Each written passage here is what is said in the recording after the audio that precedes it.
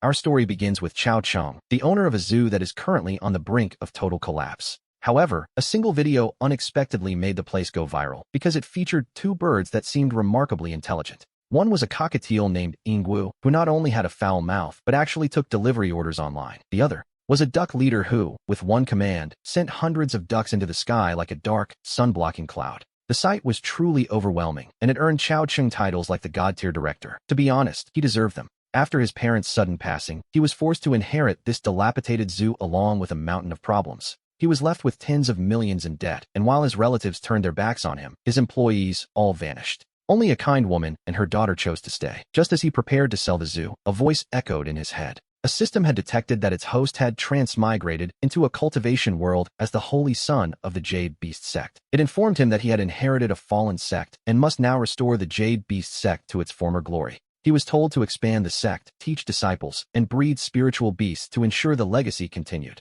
By gaining fame and prestige, he could increase the sect's reputation points, which, naturally, was the key to everything. For every 10 points earned, he would receive a reward. He was ecstatic to have a system, but then he realized something. The system seemed to have mistaken his zoo for a cultivation sect. If he had to expand the sect, did that just mean upgrading the zoo's infrastructure? And surely recruiting disciples was just a fancy term for hiring staff. Breeding spiritual beasts likely meant increasing the number of wild animals, while gaining fame meant boosting the zoo's popularity. He needed to verify this immediately. Looking at the newbie gift pack in the system interface, he silently commanded it to open. Inside, he found a cultivation technique called the Holy Sun's Jade Beast Art. He also received 3 Spirit Awakening pills and 3 Beast Spirit pills. The Jade Beast Art was a technique exclusive to him. The Awakening pills were spiritual medicines for animals, designed to optimize their bloodlines and grant them human-like intelligence. The pills used spiritual energy to strengthen the body and clear the meridians. As he looked at these rewards, Chao Chung quickly formed a plan. He needed to master the cultivation technique first. If he could control beasts,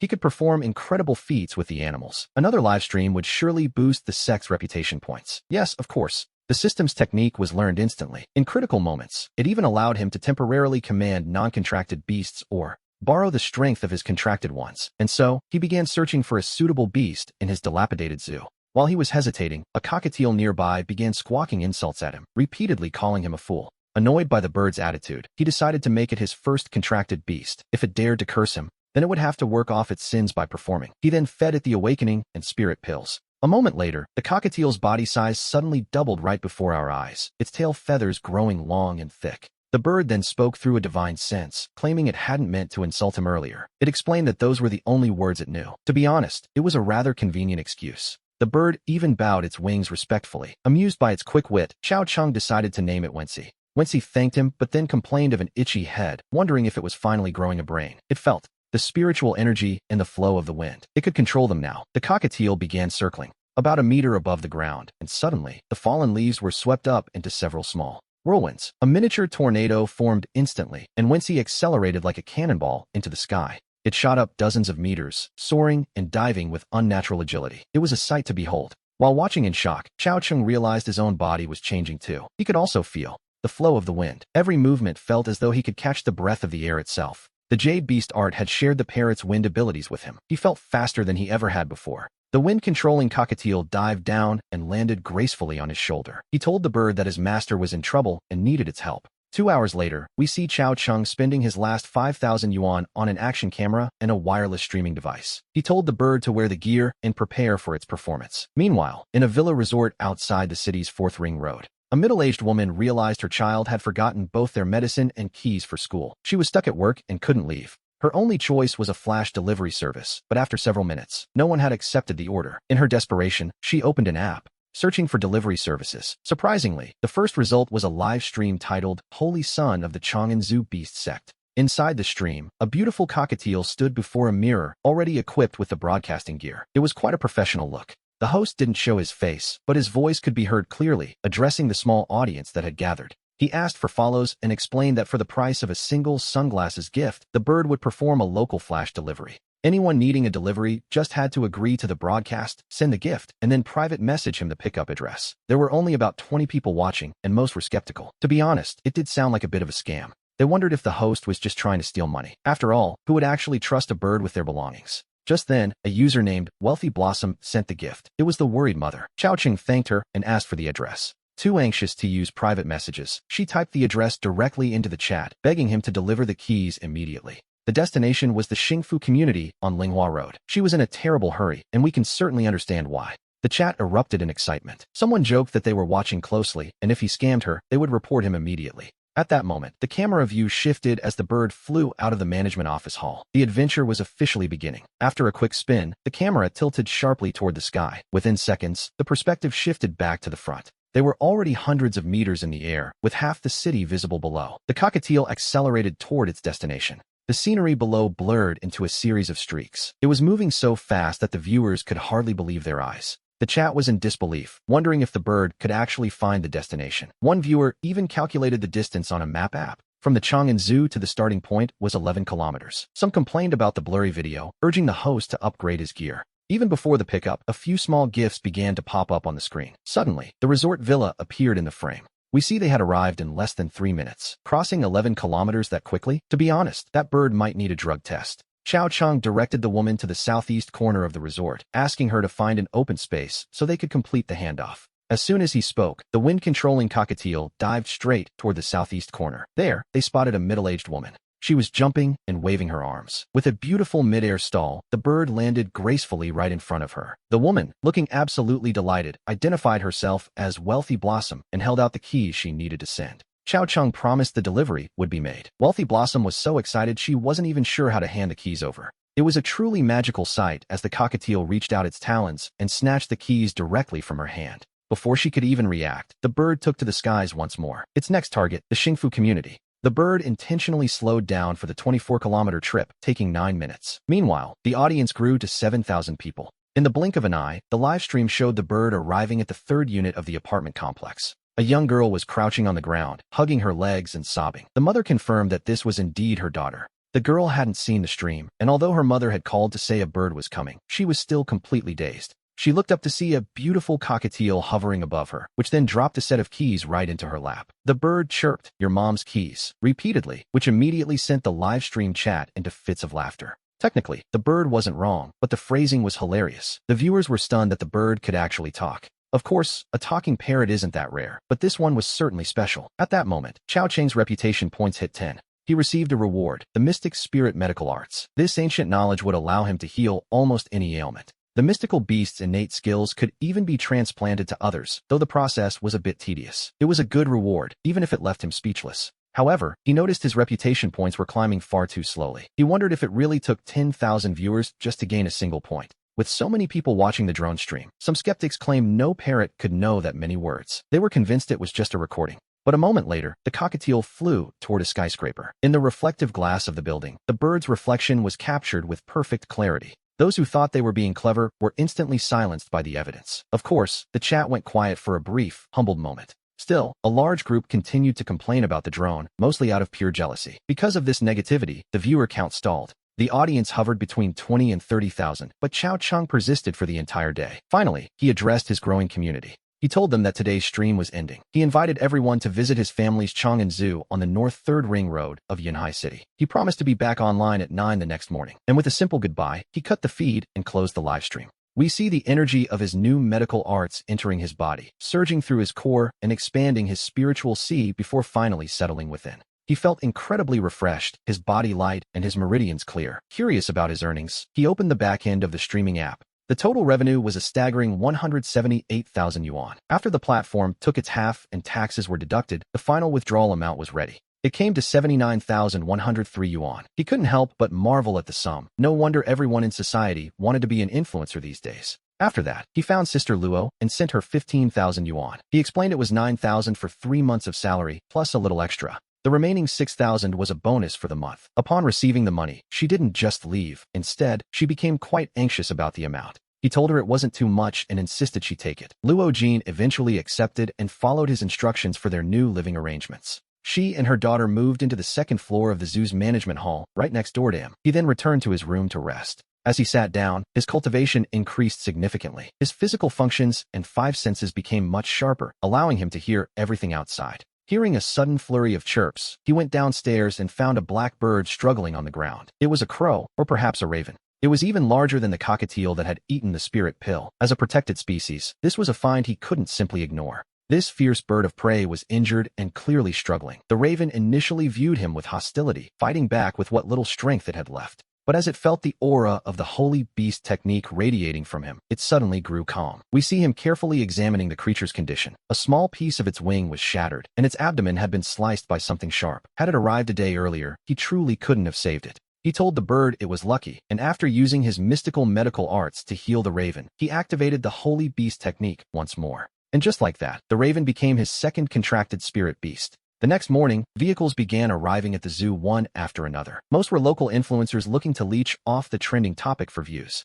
Among them was a fraud-busting influencer with 1 million followers known as Brother Ya, who held his selfie stick high while broadcasting live. He shouted toward the zoo, demanding to know where everyone was. Before long, Luo Jin came running out to see what the commotion was about. Seeing such a massive crowd, she was understandably confused. Brother Ya simply raised his documents and announced they were there to expose a fraud. He demanded she call out the ancestral beast tamer who used a drone to trick people during yesterday's livestream. Luo Jin's expression immediately soured. She could tell instinctively that this man was looking for trouble. Meanwhile, Brother Ye told his viewers he was there to protect a fan's rights. Apparently, a fan had spent 2,600 yuan on gifts during the zoo stream, but they did so under a false impression. They believed the bird in the stream was real, when in reality, Brother Ye claimed it was nothing more than a bird-shaped drone. He cited the civil code regarding consumer fraud and looked at Luo Jin, asking if she understood the gravity of the situation. He told her to stop wasting time and bring the owner out immediately. Hearing this, Luo Jin was absolutely fuming. She knew the truth, of course, as Chao Chang had explained the stream to her while the cockatiel sat right there. She told the man to shut up.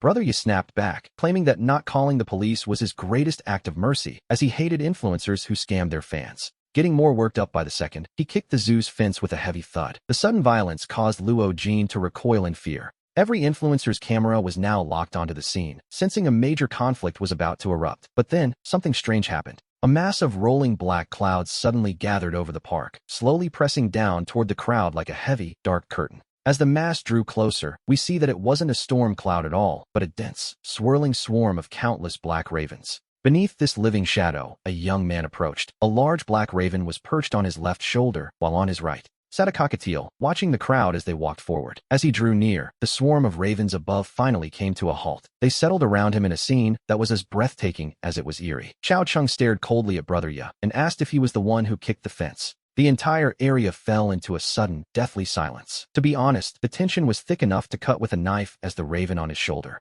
let out a single, raspy caw. Immediately, the entire flock followed suit, a deafening cry that made everyone's skin crawl with unease. Brother Ye took a breath and asked if he was the host of the Chang'an Zoo account. Chao Cheng calmly confirmed that he was. The influencer claimed he was there for his fans, accusing Chao Cheng of false advertising and tricking people out of 2,600 yuan in gifts. He argued the gifts were sent believing the bird was real, but since it was clearly a drone, he insisted the zoo had broken the law. Chao Cheng remained completely unbothered, almost finding the situation amusing. He tilted his chin toward Wensi and welcomed the man to try and expose him. The cockatiel immediately took flight, landing on the fence in front of them. The crowd of influencers surged forward, cameras at the ready. They recognized it instantly as the bird from yesterday's stream, the one that had been admiring its own reflection in the glass. Suddenly, Wensi opened his beak and reminded everyone to make sure they were using a beauty filter, which naturally sent the crowd into fits of laughter. But beneath the laughter was pure shock. This bird was learning new words. It was a divine creature, and anyone with eyes could see the truth. There was no way this was a drone. This was a living, breathing bird, not to mention the massive flock of ravens currently filling the sky. The bird seemed to follow his every command. With such mastery over nature, the idea of him using a fake bird for a live stream seemed utterly ridiculous. Brother Ye was now completely stunned. With Wensi right in front of him, there was no denying that this was a real animal, not a machine. He glanced at his phone and saw his viewership had spiked to over 30,000 people. It was, quite ironically, the peak of his career. Unfortunately for him, those thousands of people were all witnessing his total humiliation. His face turned a deep, frustrated shade of red. He stammered that it was impossible, but then a desperate spark of inspiration hit him. He shouted, demanding to know how Chao Cheng could prove the bird was real. He claimed that while the bird before them was real, the one from yesterday's stream was definitely a drone, and Chao Cheng was simply trying to fool them now. Chao Cheng let out a short, dry laugh, wondering aloud if just any random person could call themselves a fraud hunter these days. Behind him, the crowd of influencers finally began to turn. Someone finally spoke up, telling Brother Ye to get lost and stop making a fool of himself for trying to defend people without even knowing the facts. They mocked his poor attempt at an expose, and as more people joined in to kick him while he was down, Brother Ye found himself utterly speechless.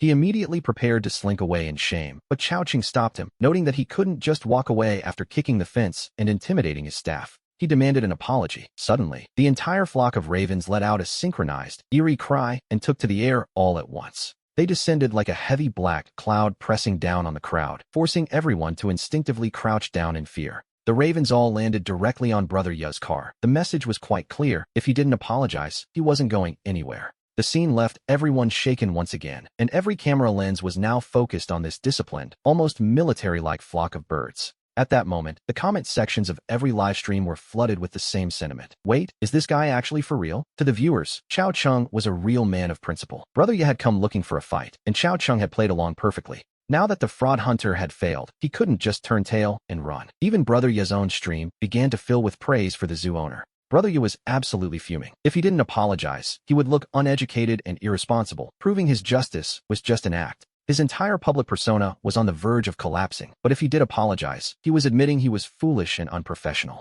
It would mean no one would ever trust his content again. Left with no choice, he finally muttered a forced, "I'm sorry," toward Luo Jin. Brother Ya chose a temporary compromise. Luo Jin, for his part, was completely stunned by the turn of events. He hadn't expected his boss to stand up for him over such a small matter, refusing to let him be mistreated. It was a strange, overwhelming feeling. With the apology delivered, the ravens took flight once more. Brother Ya scrambled back into his car and sped away as fast as he could. He left behind a crowd of influencers still holding their cameras and a group of curious onlookers. For a moment, a heavy silence hung over the area. Dropping his cold expression, Chao-Ching addressed the local creators, introducing himself warmly as the owner of Chang'an Zoo. He explained that having just taken over the zoo, business was clearly struggling, and his live streams were simply a way to use his family's traditional skills. While they would cooperate with any unreasonable fraud hunters, he noted that they would much rather welcome friendly exchanges with open arms. With a smile, Chao-Ching gestured to the crowd, inviting the influencers to point their cameras toward the cockatiel once again. He promised a single, uncut shot to prove his innocence once and for all, inviting everyone to enter the park and see for themselves.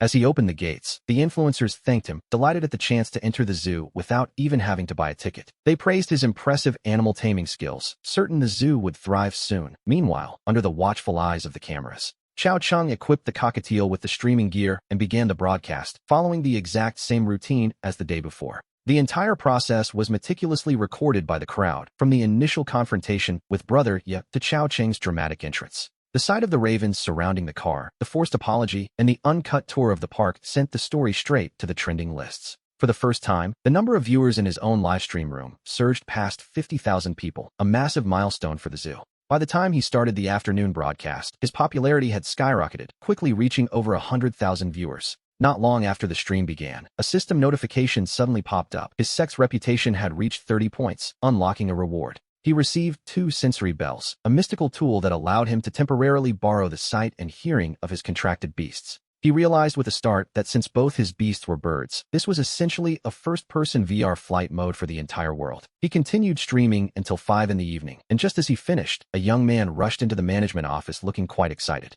Chao-Ching asked if he needed help, but before he could finish, the stranger performed a formal, somewhat old-fashioned martial arts salute. The man introduced himself as Song Xingjia, claiming he wanted to collaborate with Chao-Ching on a matter of great importance. He then pulled an official badge from his pocket, revealing he was from the Yunhai City Law Enforcement Bureau to investigate a major case. Chao-Ching immediately straightened up, declaring that assisting the law was the duty of every citizen, and invited the officer to take a seat. And so, the conversation stretched on until the clock finally struck 11 that night. We shift our focus to the command center of the Yunhai City Law Enforcement Bureau, where Director Song Taizhan was personally overseeing a high-stakes operation. His team was tracking 3 suspects involved in a major human trafficking case, but after following them to a remote village, the situation took a difficult turn. The suspects had abandoned the main roads, traveling on foot along narrow paths before scaling a mountain and splitting up in 3 entirely different directions. Song Taizhan and Captain Luo, who shared a grim look. It seemed this criminal group was far more cautious than they had initially anticipated. To be honest, it was no wonder they had evaded capture for so long, as monitoring them on these treacherous mountain trails was proving nearly impossible. Indeed, when the nearby officers attempted to maintain pursuit, they quickly realized they had already lost all trace of the suspects' movements. Song Taizhan immediately ordered everyone to cease the pursuit, knowing that pushing his team further into the wilderness would be a reckless gamble. If they continued, his officers would likely be exposed, leading not only to a failed mission but potentially to unnecessary casualties as well. At that moment, Luo who received a text message, and as he read it, his eyes lit up with sudden, unexpected hope. He leaned in and whispered to the director that the message was from Xingjia, causing Song Taizhan to frown in immediate frustration. He felt this was hardly the time for Luo who to be humoring his son's usual antics, but then he asked what the boy wanted. Luo who explained that, somehow, Xingjia had managed to keep up with the suspects and was currently tracking them. The young man was asking for access to their encrypted channel, claiming he could provide a live visual feed of the suspect's location. Recovering from his shock, Song Taizhan ordered his team to grant access immediately, desperate to understand exactly what his son was up to.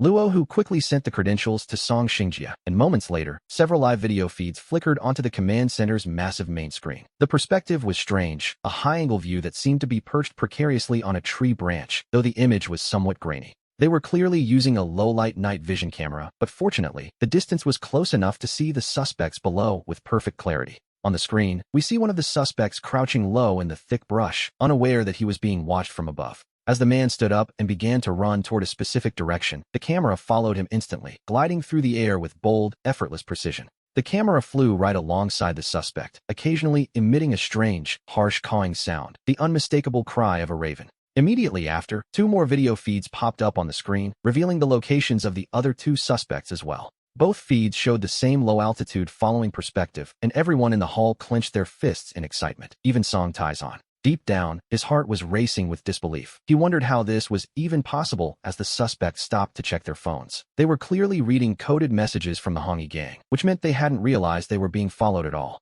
But how was it being done from such a close distance? And not just for one, but for all 3 suspects simultaneously. At this range, even a silent drone would be visible as a large, dark shadow if the suspects simply looked up. It seemed impossible, and we can only imagine the officers' confusion as they wondered what exactly was doing the tracking. Judging by the cawing and the sound of flapping wings, it had to be ravens equipped with low-light monitoring cameras. The cameras must have been strapped to the birds, an idea that was, to be perfectly honest, completely unbelievable. While the team was shocked, they were also thrilled that someone had trained birds to track targets through the mountains at night. As they processed this, everyone instinctively turned their gaze toward Song Taizhan, wondering how such a feat was possible. They wondered when the director had prepared such a secret cavalry, but in truth, Song Taizhan was the most shocked person in the room. He remembered the phone call from his son, Song Xingjia, just before the meeting began, where the boy insisted he could help. He hadn't believed him then, but now his supposedly good-for-nothing son had become his only hope for success. About an hour later, we see the suspects arrive at a factory building where the windows and cracks were all covered with black cloth. As the 3 men approached the entrance, someone opened the door from the inside, revealing a brightly lit interior.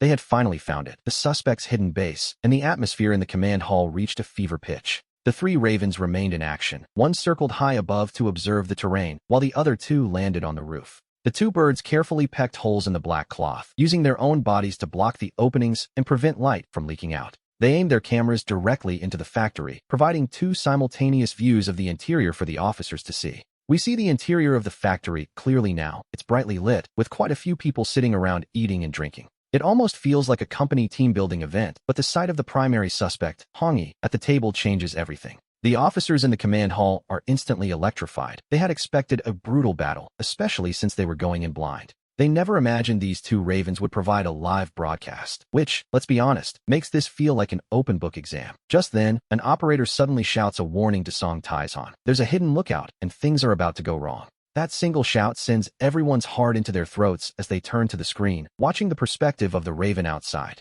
On the roof of a small shack about 300 meters from the factory, a man stands up holding a tablet-like device. He is urgently pulling out his phone to make a call, and Song Taizhan and the others watch in absolute horror. But right at that moment, the raven carrying the monitor suddenly dives down, charging straight toward the lookout. It moves with incredible speed, slamming into the lookout's hand, and we hear the man let out a sharp cry of pain. The raven has already taken flight again, its camera panning back to him, showing that the lookout's phone has been knocked away. The phone falls to the ground below, and without stopping to wonder why a raven just attacked him, the man jumps off the roof. He begins sprinting toward the factory, screaming at the top of his lungs that the police are coming, or at least, he tries to. Before he can finish his sentence, a dark figure leaps from the bushes and swings a club directly at his face. With a dull thud, the man falls flat on the ground and goes silent. It's Xingjia and Luo who grabs Song Taizhan in excitement. Song Xingjia has taken down the lookout with a single blow and quickly crouches back down to stay out of sight. Song Taizhan is utterly stunned by his son's actions, but there is no time to waste as the mission continues.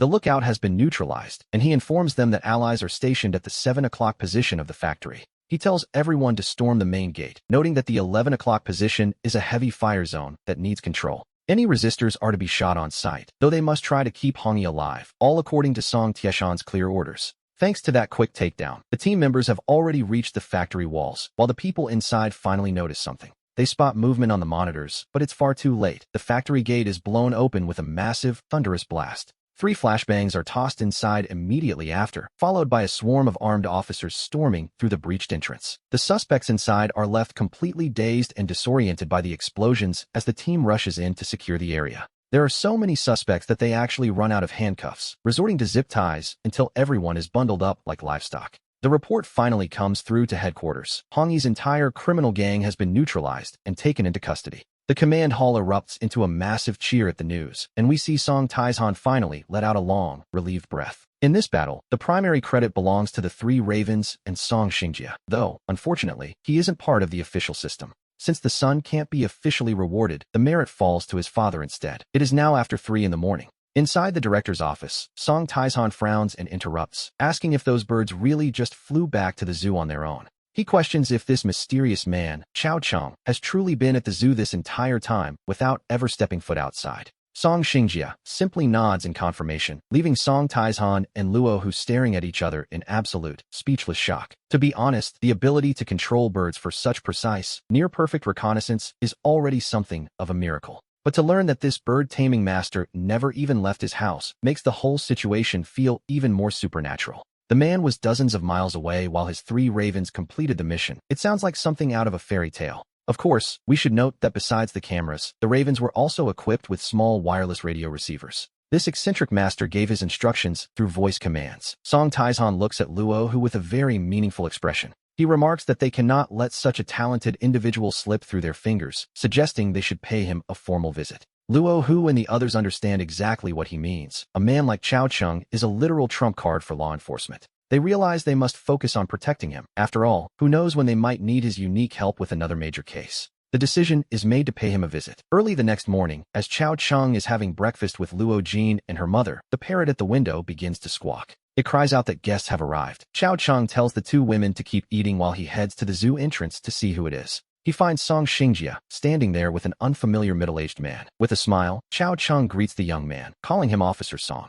Song Xingjie's eye twitches uncontrollably. You see, he never told Luo Hu about his little charade of pretending to be a real officer. He only said they were friends. Naturally, Luo Hu, who is walking right behind him, is momentarily stunned by the title. Chao Cheng is equally confused by the sudden tension in the air. Sensing the impending disaster, Song Xingjie quickly speaks up, addressing Chao Cheng and bringing up the events of the previous night. He explains that the operation was a complete success and they helped break a major case, but then he admits he has a confession to make. With an embarrassed rub of his hands, he confesses that he isn't actually an officer and that he had lied about his identity the day before. Chao Cheng is left utterly dazed. Song Xingjie quickly adds that while he lied about himself, the man beside him is the real deal, the first captain of the Yunhai Bureau. This is Captain Luo Hu, his father's right-hand man. Chao Cheng takes a moment to process this, realizing the situation is much more formal than he expected. He notices a certain sharp, disciplined aura around Luo Hu, suggesting the man isn't just a leader, but likely a former soldier as well. Chao Cheng shoots Song Xingjie a frustrated look and asks who his father is. The young man leans in and whispers the answer quietly.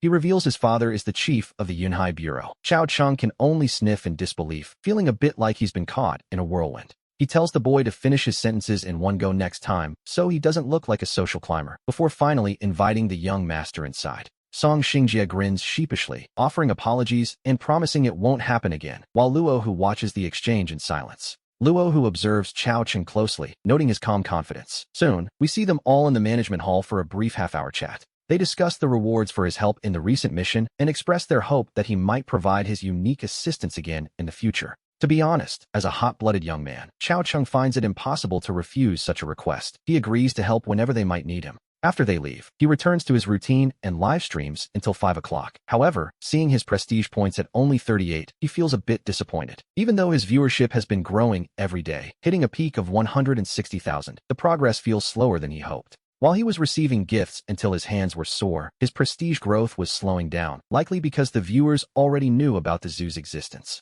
Since they were already familiar with it, they stopped providing new prestige points. Perhaps once the zoo officially opens and people visit in person, their fresh experiences will provide more prestige. However, the primary condition is still to make enough money first. Otherwise, how can he even open? After putting away his phone, Chao Chung looks outside at nearly 200 crows perched densely in the trees, a sight that would unsettle anyone else. Haichin stands like a loyal sentinel outside the window, and all those crows outside have clearly accepted Haichin as their undisputed king. When Haichin brought the flock back yesterday morning, Chao Chung took his last remaining Spirit Awakening and Beast Spirit pills and mixed them into their water. While they won't reach the high intelligence of Haichin or Wensi, the mixture was enough to spark their intellect and ensure they follow Haichin's lead. At the same time, it made these crows quite addicted to the sensation. To be honest, they wouldn't leave now even if he tried to drive them away. They crave that spiritual energy far too much. Suddenly, Chao Chung slaps his own forehead as a realization strikes him like a bolt of lightning. He realizes he can attract his livestream viewers to the zoo specifically to see the crows. It was a simple plan, but potentially brilliant. The viral videos of him commanding the crows have been spreading rapidly, and the hype surrounding these birds has finally reached a boiling point. With the cash he had on hand and the speed of his livestream earnings, he realized he could easily afford to hire 2 employees. With all these factors aligning, it's finally time to expand. After dinner, he scrolls through his phone and finds a user named Silver Seal Fairy. She has been fabricating lies to smear him, but when he opens the comments section, he finds himself feeling unexpectedly satisfied by what he sees. A few people are accusing him of inciting cyberbullying and faking his streams, but the vast majority of comments are mocking the fairy with her own photos. Furthermore, a name keeps appearing in the comments, Xiaozhong Therapy. Curious, he clicks on the link provided by the viewers to investigate. It leads to a verified account called Xiaozhong Therapy with 120,000 followers, who has also posted a video about the drama. In the video, a handsome young man with a professional smile plays the Silver Seal Fairy's clip before breaking down the entire situation. He presents various screenshots that clearly explain the origin and development of the whole affair, leaving very little room for doubt.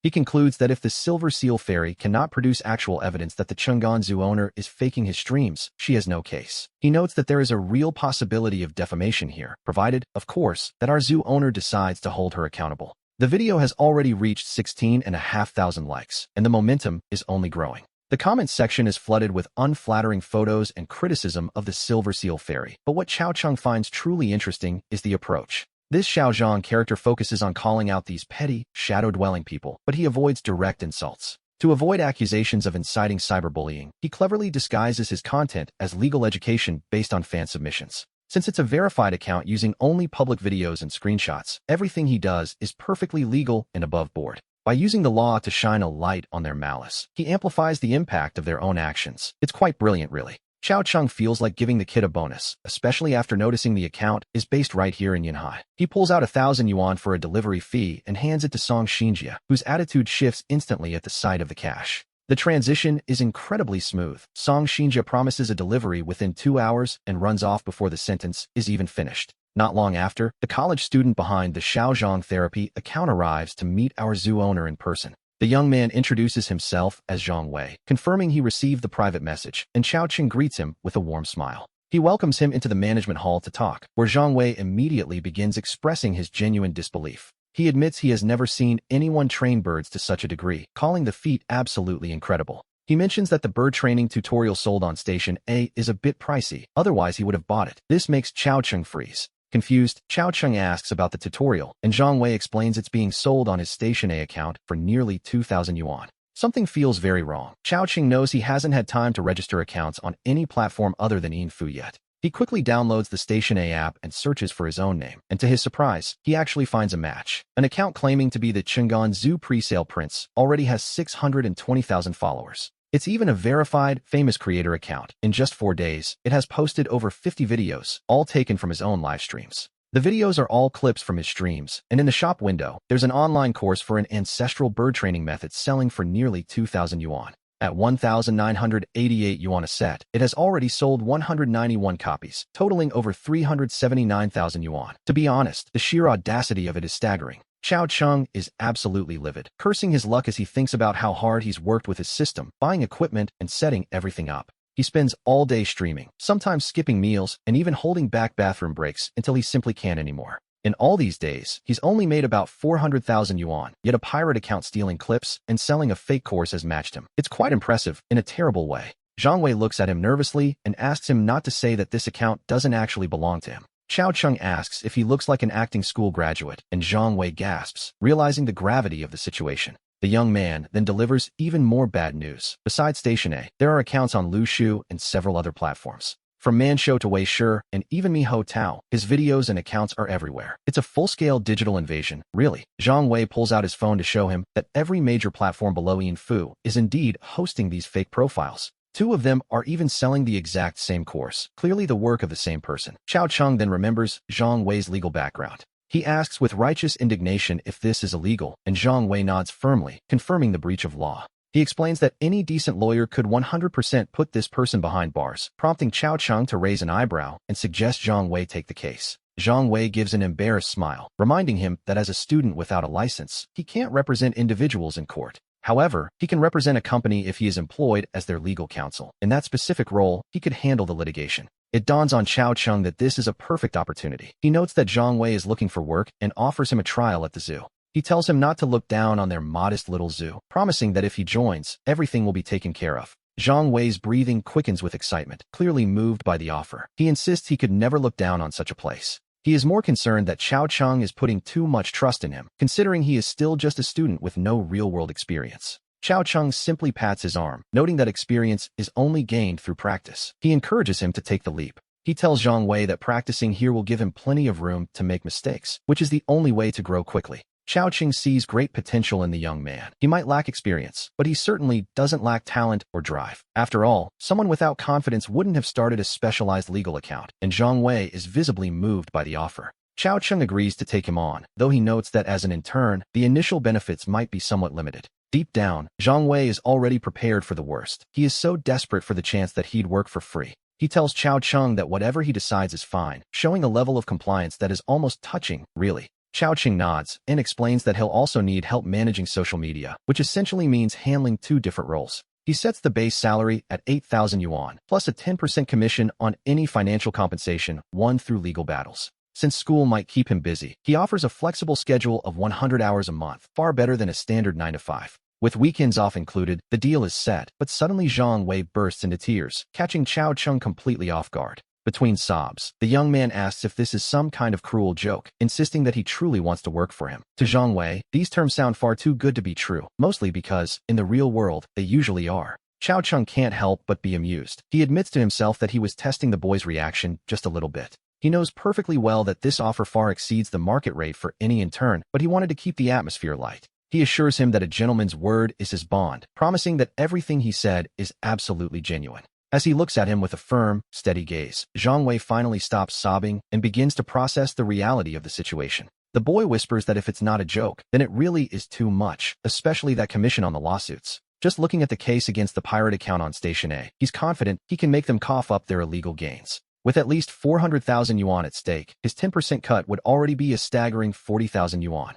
And that is just one platform. If they sue every fake account across the web, he could earn over 100,000 in commissions. Xiao Cheng simply wags a finger, telling him that how much he earns depends entirely on his own skill, and only then does Zhang Wei truly believe it. He gives a somewhat clumsy, makeshift salute, promising Xiao Cheng that he'll sue those pirates until they don't even have their undergarments left. Xiao Cheng tells him to go fetch the labor and power of attorney contracts. Zhang Wei wipes his eyes with his sleeve and prepares to move. The boy dashes out at a full sprint, but just then, Xiao Cheng's phone chimes with a notification. 1 million yuan has been deposited. His heart skips a beat as he wonders what is happening. 1 million yuan is a massive sum for any bank to transfer so suddenly. Checking his phone, we see it was a direct transfer from Huaxiao Bank, leading him to wonder if this is the reward for Operation First Prize. Sure enough, Song Xinjie calls almost immediately to confirm that the reward money for the operation has finally been processed. He explains they each get 1 million yuan and asks if it arrived, adding that he shouldn't find the amount too small for this kind of commendation. Usually, these awards are mostly about the honor. Song admits he expected 500,000 at most, and even that seemed like a stretch. This high amount is only because the province took a special interest in the case and wanted to show how much they valued the result. Xiao Cheng knows better than to ask too many questions about such matters, but as he hangs up, the system suddenly makes its presence known. It congratulates him for assisting law enforcement in wiping out the traffickers, maintaining peace, and upholding his righteous reputation. He gains 20 points of prestige, along with 3 Spirit Awakening pills and 5 Spirit Gathering pills as his well-earned rewards. He also receives the 10,000 paths to the Tao technique, and he can't help but feel a surge of genuine excitement at the news. To get 20 prestige points through a live stream, he would need to influence at least 2 million people. Here, one bust did the trick. He pauses to reflect on the fact that helping dismantle a human trafficking ring is undoubtedly a massive contribution to society. Once he realizes why the prestige gain was so high, he feels enlightened and eagerly begins to examine his new 10,000 Paths technique. The technique's description notes that while the world is full of suffering, learning this method allows one to discover the destiny of others. Beyond standard cultivation, it finds the most suitable path for spirit beasts, greatly increasing their growth speed so they can support their master. His eyes light up with realization. If he can discover the specific path to the Tao for each of his spirit beasts, his power will skyrocket. If he can properly supervise their training, they might just be able to carry him to new heights. He decides to learn the technique immediately. As he masters the 10,000 paths to the Tao, Wensi the parrot flies back, clutching a pile of live streaming equipment in his beak. Chao Cheng instantly activates the technique, sending a mysterious, ethereal sense of perception toward Wensi to probe his potential. Something strange happens as the technique takes hold, and Wensi suddenly cries out in wonder at the miracle he feels unfolding. The bird begins shaking his head, shouting through their mental link for Chao Cheng to prepare some special videos for him to watch. It turns out this technique is a specialized cultivation method for spirit beasts. Once the master learns it, the contracted beasts learn it too. Chao Cheng's face darkens with annoyance, realizing that Wensi isn't just a bird. He's a bit of a perverted beast, to be perfectly honest. He then turns his attention to Heichuan, who is resting on a tree outside, and beckons the crow to fly in and land before him.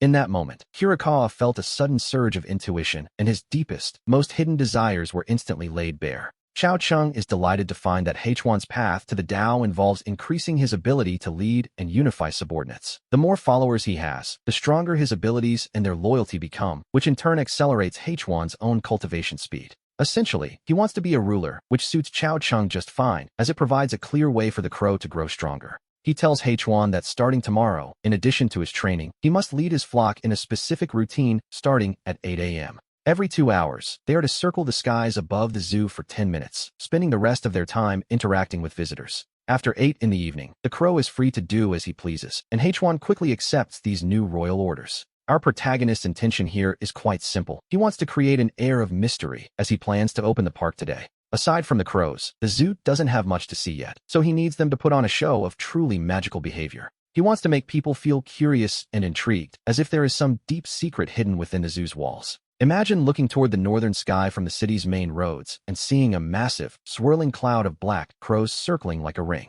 Such a strange sight occurring every 2 hours is bound to draw attention, and with that thought, he sends Heichuan on his way. At that moment, Luo Jing happens to come downstairs, and Chao Cheng tells her that since the park opens today, she should keep an eye on the ticket booth. Luo Jing is stunned. In her mind, if a zoo wants to reopen, it needs to at least bring in some actual animals first. Even if there aren't any first-class protected species, you should at least have some second-class ones. Right now, the zoo is just snakes, insects, and rodents. Who would buy a ticket just to see crows? Chao Cheng knows her concerns, of course, and simply points to the massive flock of crows in the trees outside. Luo Jing finally nods, asking if they should use the old tickets for 10 yuan each. Chao Cheng shakes his head, as he's already had new ones made. The prices are printed on the new tickets, and they are 100 yuan each. Yes, you heard that correctly, 100 yuan. Luo Jing is absolutely speechless. Even the largest zoo in the city only charges 100 yuan for a ticket, and they have far more than birds. She worries they'll be cursed into a viral sensation for charging that much just for crows, but Chao Cheng claps his hands, saying that's even better. Negative publicity is still publicity, after all. While they are talking, Zhang Wei comes rushing in like a gust of wind, clutching a contract in his hand. Zhang Wei stops before Chao Cheng, panting for breath, only to realize Luo Jing is standing there as well. To be honest, he's a bit caught off guard. He is instantly struck by Luo Jing's beauty and, without thinking, blurs out a greeting to his sister-in-law. Naturally, this causes quite a stir. Luo Jing's face turns bright red, and Chao Cheng doesn't know whether to laugh or cry as he explains she is actually a veteran employee named Luo Jing. Zhang Wei quickly tries to fix his mistake with a formal greeting, and Chao Cheng introduces him in return as the zoo's new legal counsel. He'll be handling all the company's legal matters from now on, and Luo Jing offers a polite smile, glad to finally see a new face around the office. After that, Chao Cheng sends Luo Jing to the ticket booth to prepare, while he sits down with Zhang Wei to finalize his employment contract. The moment the contract is signed, the deal is official. Our protagonist now has his very own legal expert on the payroll. He tells Zhang Wei to focus on the upcoming lawsuits and ignore the daily zoo operations. By 10 a.m., Song Xinjia has returned with 4 large boxes of tickets. The tickets are stacked high in the booth, and Chao Cheng immediately starts a live stream to announce the big news to the world. Within 10 minutes, the viewer count exceeds 100,000, and he officially declares that the Chang'an Zoo is open for business once again. He admits there are no rare beasts yet, only a massive flock of crows, and he turns the camera toward the sky to show them exactly what he means. As the camera captures the massive flock of crows circling above the zoo, the livestream chat erupts in excitement, until Chao Ching announces the 100 yuan ticket price. The chat is instantly filled with complaints, though many local viewers remain surprisingly enthusiastic, shouting that they are heading to the zoo right now. Before long, the area outside Chang'an Zoo is overflowing with cars. A quick estimate suggests at least 200 or 300 people have already arrived. We see crows perched everywhere, on signs, railings, and even the steps, as tourists scramble for the chance to interact and take photos with them. Some birds even land on the visitors' shoulders to pose for pictures, causing the crowd to erupt in waves of delighted cheers and excitement. Meanwhile, a young woman approaches a large tree near the management office hall, where the glass doors remain locked from the inside. Inside, a man has a phone mounted on a tripod and is currently live streaming. She recognizes him as the owner she saw in the videos earlier. The woman steps forward, intending to knock on the door and call him out, but just as she reaches the steps, something stops her. A massive crow suddenly sweeps past her face, causing the woman, Tong Anya, to let out a startled cry and stumble back 2 steps. The crow lands on a windowsill just a few feet away, tilting its head as it stares intently at Anya. It's a bit unsettling, to say the least. Anya feels a shiver run down her spine. She could have sworn she saw a flicker of a warning in the bird's dark eyes. It felt as though the bird would attack if she dared to touch that door again. After a moment of shock, Anya decides to keep her distance. She retreats several paces and pulls out her phone to record, first focusing the lens on the crow, H1, perched on the windowsill. She then turns the camera toward the trees before walking quickly through the park to film the other crows at close range. As she films, she explains that she is Tong Anya, a research intern currently visiting a small zoo in Yunhai City. She notes that the crows here are exhibiting unprecedented behavioral anomalies, gathering in massive numbers and interacting peacefully with the tourists. While it seems these crows are being trained by the zoo owner, Anya observes that they allow for incredibly close inspection. She mentions the videos online, but points out that their physical characteristics are entirely consistent with wild birds, which is quite a mystery. They certainly don't look like captive bred or traditionally trained animals. Once the recording ends, she intends to send it to her department head, Professor Huang. However, being just an intern, she doesn't actually have the professor's direct contact information, so she has to find another way. She sends the footage directly to a research assistant's phone, asking her senior colleague, Song Qing, to please bring this matter to the attention of Professor Huang. When the assistant, Song Qing, opens the video and takes a look, his eyes immediately light up with a sharp, professional interest. Song Qing's first instinct is to call Professor Huang right away, but then he remembers that the professor is currently in a meeting. A sudden thought flashes through his mind as he considers the scale of this phenomenon. A massive gathering of crows in such a free state is incredibly rare. The research value here is immense, potentially representing a brand new project that could secure substantial funding for whoever leads it. It's the kind of discovery that almost guarantees major results, and reporting it would likely lead to the formation of a dedicated special task force.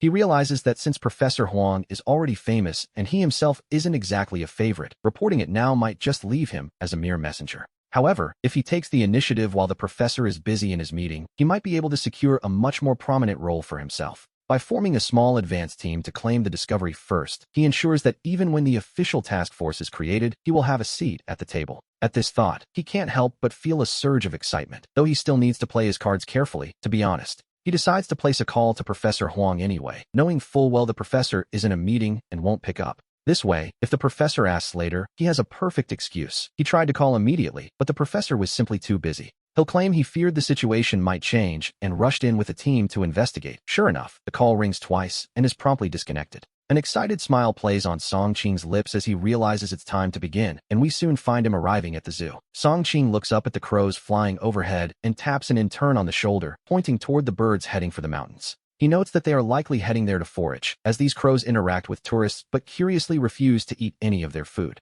It's quite strange, really. He wonders why they are even here if the rumors suggest they are all trained by the zoo owner. Lost in thought, Song Qing mutters to himself that they need to catch a couple of them to see what's actually going on. He wants to fit them with GPS trackers and biological recorders to see what they do in the mountains, so he orders the intern to get the net gun. The intern nods and quickly begins rummaging through a crate to pull out the bird-catching gun for the task ahead. Song Qing takes the weapon and finds a spot where the crows are gathered in large numbers, raising the gun to aim directly at one of them. The crow tilts its head and gives Song Qing a sharp look, almost like a warning, before letting out a harsh, guttural caw. With a muffled thud, a dark canister is launched into the air, suddenly bursting open into a wide, fine-threaded net. The net covers the crow perfectly, and we see the bird flapping its wings violently within the mesh, emitting frantic cries. As the bird falls toward the ground, Song-Ching smiles and steps forward with the gun to pull up the net bag containing the captured crow. Suddenly, a voice asks what she's doing. Song-Ching smiles and tells her junior colleague to get the samples, but she stops mid-sentence.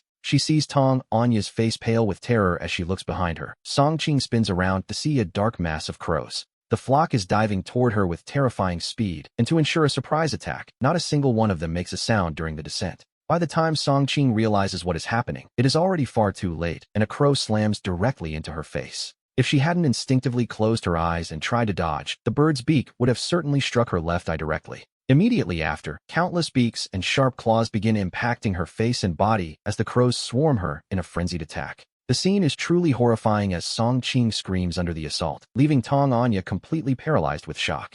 The other interns quickly strip off their jackets, waving them frantically and shouting to try and drive the murder of crows away. However, the crows seem locked onto Song-Ching with singular focus, ignoring the interns' efforts entirely as they continue their relentless attack. Once the initial wave of fear and panic passes, Song-Ching's anger begins to take over, and she screams at them to get lost. She swings the bird-catching gun violently. It is, after all, a heavy metal rod, and it serves as a formidable club in this moment. Several crows are struck and injured, forced out of the circle, and the surrounding birds momentarily scatter to give her some space. Fuming with rage, Song-Ching roars that she'll kill them all as she frantically reloads the net gun for another shot. She prepares to fire into the densest part of the flock, calculating that a single net could trap at least 6 or 7 birds at once. But just then, a figure rushes out from the management office like a gust of wind, reaching her before she can even raise the gun.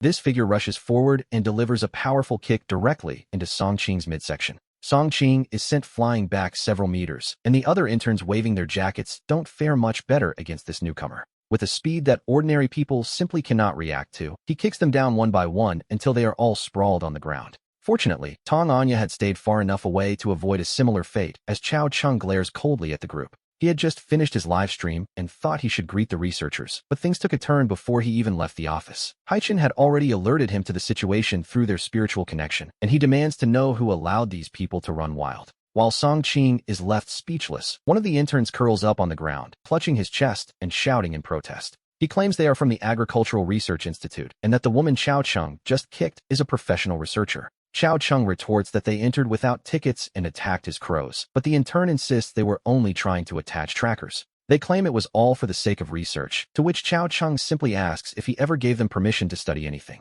By now, Song-Ching has recovered her breath, and her initial shock has transformed into a state of absolute, blinding rage. She screams that she doesn't need his permission for academic work, insulting him and his crows with utter contempt. Before her roar can even fade, Chao Chung delivers another kick, this time directly to her face, leaving her in a state of helpless fury. She shrieks that he is in massive trouble and threatens to call the police immediately for the assault on scientific personnel. She vows to see him rot in prison and have his reputation destroyed as she frantically pulls out her phone to make the call. The other interns finally regain their footing and gather around Song-Ching, staring at Chao Chung with hostile, predatory eyes. Meanwhile, Tong Anya can only curse Song-Ching's stupidity in her head, wondering how she could be so blind to the situation. It is quite obvious that Chao Chung isn't intimidated by their titles at all, so Anya steps forward to try and explain. However, Chao Chung merely gives her a cold, dismissive glance before turning his back to check on the injured crows. One of the birds is indeed badly hurt, and he realizes he cannot treat it properly right under the noses of these people.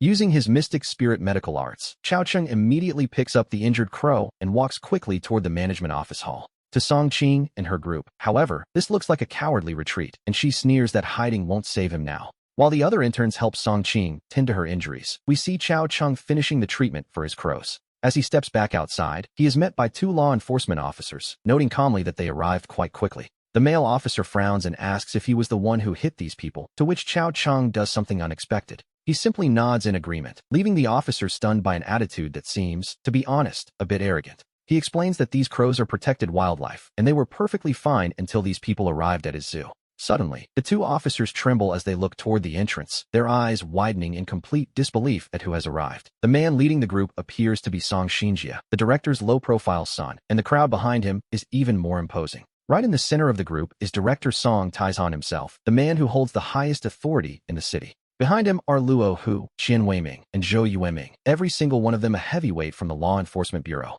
Forgetting everything else, the two local officers rush forward to stand at attention and deliver a sharp, synchronized salute. They shout a greeting to the director, though Song Taizhan looks rather confused as to why two junior officers are even here. He asks for their names, and they identify themselves as Chun Jiao and Wang He from the North China Road Station. As Song Taizhan looks past them, his brow furrows deeply when he notices the scene unfolding in the background. He sees Song Qing covered in blood and dust, demanding to know exactly what has been happening at this zoo. Song Qing and her interns are frozen in shock, wondering why the powerful director would personally visit such a place. He is a man who commands the city's entire security apparatus, someone they would normally never have the chance to meet. Just as the two officers prepare to explain, Song Xinjie notices the shiny silver handcuffs currently locking Chao Cheng's wrists. His eyes bulge with fury as he roars, demanding to know who on earth dared to put him in chains. As Song Taizhan and his group approach, they finally notice the handcuffs, and their faces instantly turn a grim, ashen shade of gray. Every gaze shifts toward the two junior officers, who turn pale as sheets. The female officer, in particular, feels her knees go weak. Her hand instinctively reaches for her empty belt, realizing the gravity of the situation in front of these high-ranking officials. The men present are all city-level heavyweights who can tell at a glance that her standard-issue gear is missing its most important restraint. Song Tieshan's eyebrows knit together in fury as he wonders what on earth is happening, having brought this delegation here personally today. He had even postponed his regular duties just to ensure this visit showed the proper level of respect and importance. The goal was to support Chao Cheng and build a relationship with this extraordinary man, but now, everything seems to be falling apart. These two officers have essentially sabotaged the meeting, and Song Taizhan asks in a chilling voice exactly why he was handcuffed. His aura is terrifyingly intense, leaving Chun Jiao and Wang He completely stunned until Luo, who commands Wang He to speak up. Wang He finally finds the courage to explain that they received a report of an intentional assault and rushed to the scene. He claims the researchers said they were studying the crows when the zoo owner suddenly attacked them without provocation. When asked why he did it, the officer explains that the owner claimed to see the researchers attacking the birds first.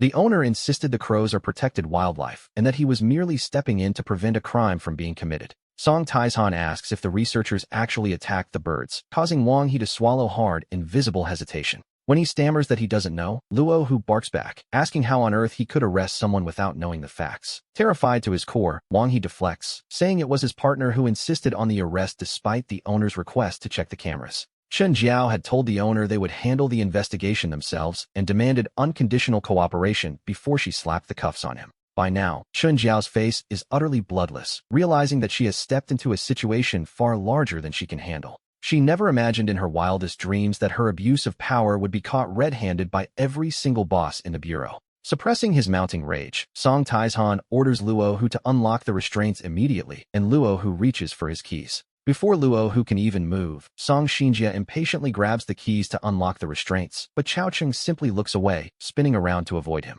He dances in circles, dodging Xinjie's every attempt, while the young officer whispers under his breath, pleading with him to stop making a scene. We see the two of them spinning in place like a comedy routine, leaving Song Taizhan and the others speechless at the young man's stubbornness. And yet, the director understands his frustration. Imagine helping the police solve a massive, high-stakes case, only to be treated like a criminal. Before he even receives his reward, his trained crows are attacked, and when he steps in to stop it, he's the one who ends up in chains. It is a profound humiliation, to say the least. To be honest, it's a miracle he hasn't lost his temper and started a fight already. Chao Cheng is clearly demanding an apology through his actions, and since Xinjie can't unlock the cuffs, he reaches into the owner's pocket instead. He pulls out the phone, uses facial recognition to unlock it, and skillfully opens the surveillance app to find the truth. Xinjie finds the footage immediately and hands it to Song Taizhan. As the officials watch the screen, their expressions turn to pure outrage. It was hard to believe, but these people were actually using bird guns to shoot at the crows, picking a fight with the entire flock. They had already managed to injure several of them, which was, quite frankly, outrageous, considering these crows were practically heroes.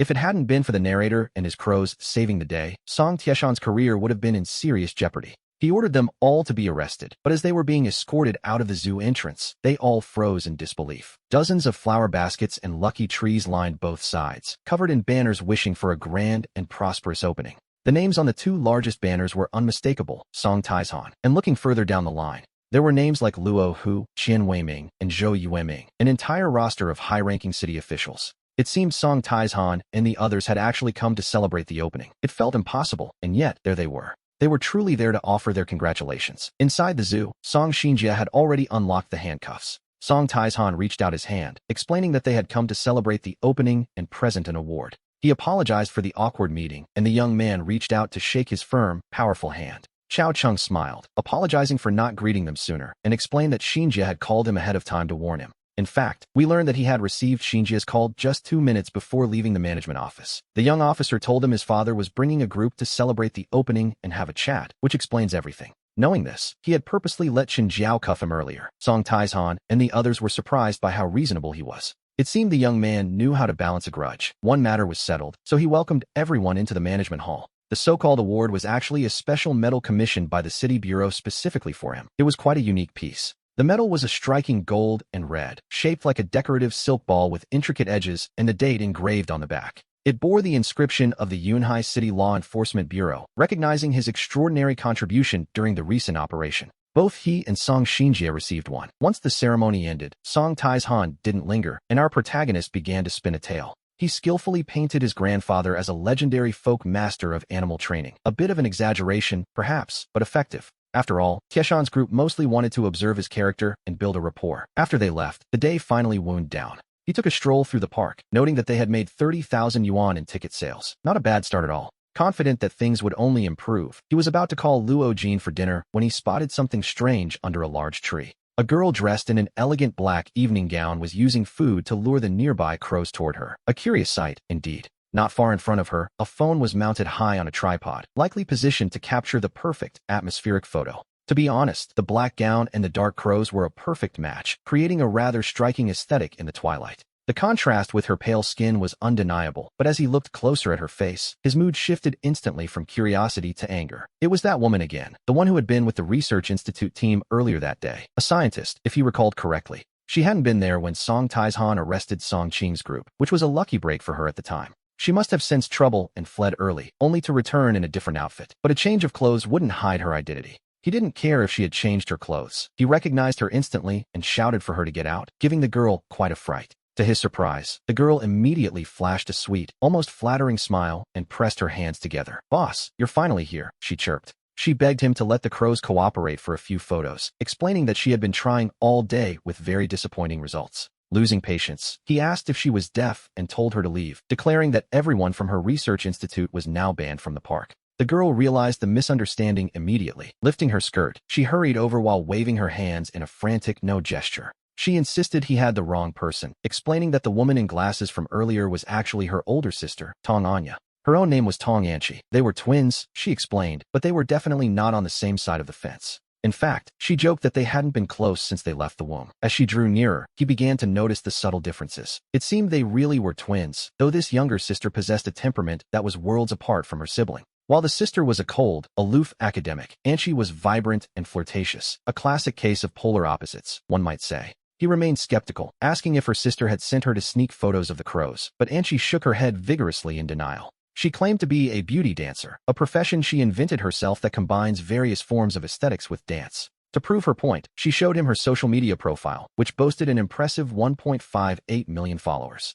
As he scrolled through her posts, we see a collection of trendy, suggestive dances. A beauty dancer indeed, or perhaps just a clever influencer. She admitted with a shrug that she had to make a living somehow, and there was no shame in it. Then, she showed him her latest work. The photos and videos from today were actually quite stunning, with her black gown and the crows complementing each other perfectly. With a dark filter applied, she looked like a mysterious princess of the night. He told her if she wanted to shoot, she should return tomorrow. And she pouted, pleading with him not to chase her away just as the sunset was providing the perfect, golden light for her photos. She admitted she knew the crows followed his every command and begged him to make them cooperate for just a few more shots. Biting her lip, Anchi gently tugged on his hand and began to sway, using every bit of her charm to get exactly what she wanted. He pointed out that while the crows followed him, he had no reason to follow her lead, which left her wondering exactly what he wanted from her. He explained that he was short-staffed and offered her a job. Not only would she stop paying admission, but he would actually pay her a salary. Her instructions were simple. Show up tomorrow in her most eye-catching outfit and interact with the crows during live streams to attract customers. He even suggested she help manage the channel, leaving Anchi speechless at the idea of being treated like one of his performing animals. However, he sweetened the deal by promising that as an employee, all the crows would cooperate for her photos whenever she liked. He added that in the future, he would be training even more animals, creatures that were cute, colorful, and even fierce. As an employee benefit, she could photograph them all. Naturally, she agreed. A little later, as he returned to his quarters. Upstairs, He felt a surge of joy as a powerful wave of spiritual energy flooded his body, heightening his control over the elements around him. His physical functions reached a new level, the middle stage of chi refining. It was a marvelous sensation, to say the least. The next morning, we find ourselves at the North City Wildlife Rescue Station, where the atmosphere is thick with tension and urgency. A dying tiger was currently undergoing emergency treatment, but the experts from the Yunhai Wildlife Rescue Center were losing hope. The lead expert shook his head, noting the tiger had lost too much blood. If the animal died, the responsibility would fall squarely on them. Fearing the consequences of a failed rescue, the experts and the staff in charge were visibly anxious about the potential fallout. The owner of Green Forest Zoo pulled Director Zhang aside, whispering that he had a way to get this hot potato off their hands. Meanwhile, back at our park, he had just finished breakfast when Anqi and Zhang Wei arrived to report for duty. He had Zhang Wei draft a labor contract for Anqi, and just as the ink was drying on the signatures, the first tourists of the day began to trickle through the gates. There were noticeably fewer customers today. After all, few people would pay 100 yuan every single day just to see crows. He realized he needed to add more variety to the show, and with his new cultivation level, he could now contract a third spirit beast. As he pondered what kind of creature his third spirit beast should be, the quiet morning was suddenly shattered by a commotion at the gate. He focused his spiritual vision, using the eyes of the crows at the entrance to see dozens of vehicles pulling up outside the park. At the head of the convoy was a large transport vehicle marked with the logo of the Yunhai Wildlife Rescue Center. He hurried to the gate to meet Director Zhang, who was already in a heated discussion with Luo Jin, backed by a small army of people. A swarm of reporters followed close behind, cameras at the ready, as Chao asked the director exactly what was going on. Director Zhang Xiaoyang introduced himself, explaining that the city had rescued an injured South China tiger earlier that morning. He claimed they had stabilized the beast and now needed a quiet place for its recovery, a task the public apparently thought Chao was perfect for. With the city's official approval, the director practically begged Boss Chao to take the tiger under his wing for the sake of conservation. Before he could even respond, the staff began rolling out a massive transport cage from the back of the vehicle. Inside lay a magnificent predator, nearly 9 feet long from nose to tail, resting weakly on its side within the iron bars. To be honest, Chao was stunned. His spiritual sight revealed a green aura above the tiger, meaning it was currently open to a contract. This was a rare opportunity, as even with his mid-stage chi refining, a healthy tiger would normally be far beyond his current level to tame. While a wolf might show a yellow or reddish aura, a tiger in its prime would be a deep, unreachable red, impossible to bind. Yet here was a chance for a high-level contract. He wondered if the tiger somehow knew he was the only one who could save it. However, through his mystical medical skills, he could sense that the poor creature was truly on the brink of death, barely clinging to life. He shot a cold look at Director Zhang, realizing the man was essentially handing him a hot potato to shift the blame if it died. He glanced at the wall of media lenses behind the director. If he refused to take the tiger now, his reputation would be torn to shreds. And if the tiger died under his care, he would become a public villain, which, naturally, was exactly what the director intended. He decided he would settle the score with Director Zhang later, but for now, he had a more pressing matter to attend to. He stepped quickly toward the cage, where he could faintly sense the tiger's profound despair and its fading will to live. Facing the fear of death, Chao told Director Zhang that while he could provide a quiet environment, he lacked a first-class wildlife breeding permit. He pointed out that keeping the tiger might be against the rules, but the director insisted that rules are flexible when lives are at stake. The director argued that since the Chang'an Zoo had experience with large mammals, it was the perfect place for the beast to recover. He promised that if the tiger recovered well, that first-class permit wouldn't be far off, a hollow promise that made Chao sneer inwardly. Chao noted that helping the city was his duty, but insisted that for a proper recovery, they couldn't have any more disturbances. He requested that the media friends stop right there, a condition that made Director Zhang's face light up with a massive, relieved grin. The director agreed instantly, eager to leave the scene and wash his hands of the situation as quickly as possible. If the tiger died now, the blame would fall entirely on the zoo, so, after bringing the predator inside, Chao moved it to the snake house. He closed the heavy doors and returned to the tiger's side, preparing himself to initiate the spiritual contract with the dying beast. The tiger's injuries were incredibly severe. Had he not reached the mid-stage of chi refining, he wouldn't have dared to attempt this. He whispered a soft instruction for the beast to cooperate, then reached his hand into the cage toward the tiger's forehead. As his palm touched the fur, he channeled his spiritual energy, slowly establishing a mystical connection with the predator's mind. Even though the aura was green, this contract took far longer than those of Wenxi and Hechuan combined. Finally, we see a bond form as their hearts and minds align, and Chao gently strokes the great cat's head in a moment of peace. The tiger squinted its eyes in comfort, and Chao quickly produced 1 spirit awakening pill and 2 beast spirit pills for his new companion. Despite being on the verge of death, the tiger seemed instinctively excited as it sensed the power within the medicine. It reached out its tongue and swept the pills from his palm. The beast's spirit pills were potent enough to stabilize its fading life force. As the energy spread through the tiger's body, its life was secured, especially when combined with Chow's profound mystical medical skills. The external wounds began to heal, and as the tiger regained its spirit, a deep, steady voice suddenly echoed in Chow's sea of consciousness. The voice called him master, and when Chow asked if it felt better, the tiger replied that it felt much improved. Since you've managed to survive, from this day forward, your name shall be Pujuan, a name for a tiger. Naturally, it had to sound domineering and brave. The beast thanked its master for the name, though Chow was actually quite curious. He asked if the creature knew it was an extremely rare species. By now, Pujuan had managed to struggle to its feet. The tiger admitted it hadn't seen many of its own kind, but recalled seeing another tiger with the same bloodline while imprisoned. Chow asked where it had been held captive. According to human time, Pujuan explained it had been imprisoned for about a year. As for the location, the tiger didn't know. It only remembered there were dense jungles and a wide river nearby. The people there spoke differently than his master. It seemed they were using an entirely different language.